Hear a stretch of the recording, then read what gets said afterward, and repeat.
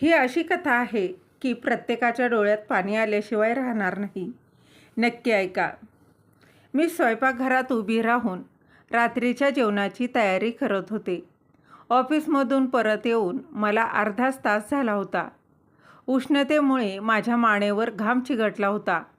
गॅसवर डाळ उकळत होती आणि मी घाईघाईने भाज्या धुवत होते. मी फक्त हाच विचार करत होते की कसं तरी काम संपवून थोडीशी विश्रांती घ्यावी. माझ्या पाठीत तीव्र वेदना होत होत्या आणि तेवढ्यात अमित हातात फोन घेऊन स्वयंपाकघराच्या दारात येऊन उभा राहिला. मीरा, ए मीरा, आईचा फोन होता. मी हात थांबवले. अमितच्या चेहऱ्यावर एक विचित्र असा संकोच होता, जो पाहून माझ्या मनात भीती निर्माण झाली. काय झालं? सगळं काही ठीक आहे ना?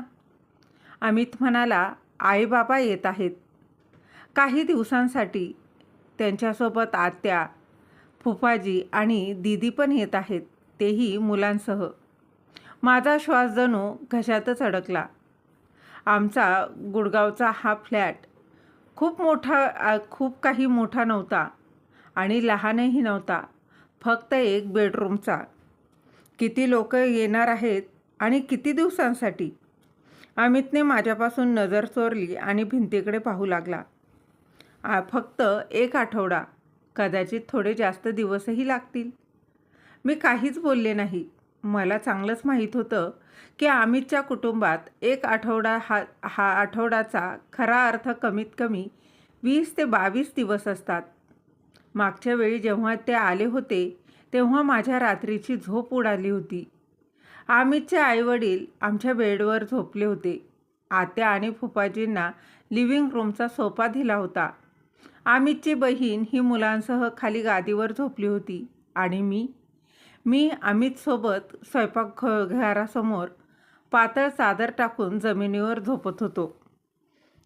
पहाटे 5 वाजता उठून सगळ्यांसाठी चहा करणं, मग जड नाश्ता तयार करणं, मुलांसाठी सगळे पदार्थ बनवणं आणि त्यानंतर ऑफिससाठी धावणं. ऑफिसमधून थकून भागून आल्यावर पुन्हा त्याच फरमाईशी सुरू होत. झाडू, फरशी पुसणं, भांडी, कपडे सगळं काही मला एकटीलाच करावं लागायचं.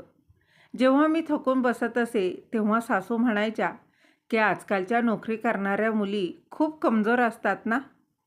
अमित, आपलं घर खूप लहान आहे. इतकी सारी माणसं या लहानशा फ्लॅटमध्ये कशी सामावतील? अगं मीरा, माझं कुटुंब आहे. थोडं ॲडजस्ट तर करावंच लागेल ना. मी सरळ अमितच्या डोळ्यात पाहिलं. माझं हृदय भीतीने धडधडत होतं. अमित, अगदी खरं खरं सांग, ॲडजस्ट कोण करणार, तू की मी? अमितकडे या प्रश्नाचं काहीच उत्तर नव्हतं. तो अगदी गप्पपणे स्वयंपाकघरातून बाहेर निघून गेला. पुढच्या 2 दिवसात सगळी लोकं आली, जडजड सुटकेस आणि अपेक्षांचा एक मोठा डोंगर घेऊन. अमितच्या आई शारदाजींनी पाय ठेवताच फ्रीज उघडला आणि तोंड वाकडं केलं. फक्त एवढंच सामान ठेवलंय? अमित तर म्हणत होता की तुम्ही दोघं खूप चांगलं कमवता म्हणून. मी त्याचवेळी ऑफिसनंतर बाजारात जाऊन 5,000 रुपयांचं रेशन, भाज्या, दूध आणि मुलांचं खाण्याचं सामान घेऊन परत आले होते. माझे हात दुखत होते. तरीही मी राग दाबून हसण्याचा प्रयत्न केला. आई, सामान अजून आणू? तुम्ही बसा. आत्याने सोफ्यावर बसत थेट हुकूमच सोडला. सुनबाई, रात्री गरम पराठे आणि पनीरची भाजी कर. प्रवासानंतर बाहेरचं खाणं आम्हाला झेपणार नाही हो.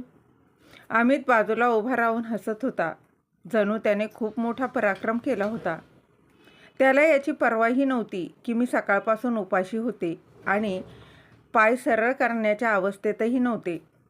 पुढचे 3 दिवस नरकासारखे होते. सकाळपासून रात्रीपर्यंत मी फक्त एका मशीनसारखं काम करत होते. ऑफिसचं काम सांभाळणं आणि मग घरी येऊन या 7 लोकांची सेवा करणं. अमित अगदी पूर्णपणे गप्प होता. तो घरच्या कोणत्याही कामात हातभार लावत नव्हता. चौथ्या रात्री जेव्हा मी रात्री 10 वाजता ऑफिसचा एक महत्त्वाचा प्रोजेक्ट संपवून घरी परतले तेव्हा लिव्हिंग रूमचं दृश्य पाहून माझी हिंमतच पूर्णपणे खचली. जमिनीवर सगळीकडे अगदी चिप्सची पाकिटं पडली होती. घाणेरडी भांडी टेबलावर पडली होती. सासूने मला पाहताच म्हटलं, सुनबाई, आज किती उशीर केलास? सगळे उपाशी बसले आहेत. पटकन स्वयंपाकघरात जा. मी अमितकडं पाहिलं. तो सोफ्यावर आरामात बसून लॅपटॉपवर मॅच पाहत होता. त्याने माझ्याकडे वळून पाहिलंही नाही. त्या क्षणी माझ्या आत काहीतरी पूर्णपणे बदललं. मला वाटलं की जर मी आज इथून बाहेर पडले नाही तर मी खरंच आजारी पडेन. आणि तेवढ्यात माझी मैत्रीण काव्याचा मेसेज आला. ऋषिकेशमध्ये 5 दिवसांचा एक कॅम्प आहे. एक सीट रिकामी आहे. तू लगेच हो म्हण, नाहीतर तू या वेड्यांच्या इस्पितळात मरशील. मी त्या घाणेरड्या खोलीकडे पाहिलं. माझ्या बेपर्वा नवऱ्याकडेही पाहिलं. अमित माझ्याकडे दुर्लक्ष करत होता आणि काव्याला रिप्लाय दिला, मी येते, उद्या सकाळीच बस आहे. दुसऱ्या दिवशी सकाळी मी माझी सुटकेस पॅक केली. अमित आश्चर्याने मला पाहू लागला. तू यावेळी कुठे चाललीस मीरा? घरात पाहुणे आहेत. मी अगदी थंड आवाजात म्हणाले, ऑफिसचं महत्त्वाचं काम आहे. मला 5 दिवसांसाठी बाहेर जावं लागेल. पण घरचं काम कोण करणार? जेवण कोण बनवणार? आईला मसाल्याशिवाय जेवण लागतं. बाबांना वेळेवर चहा हवा असतो. हे सगळं तू बघ अमित. आता तुझी पाळी आहे.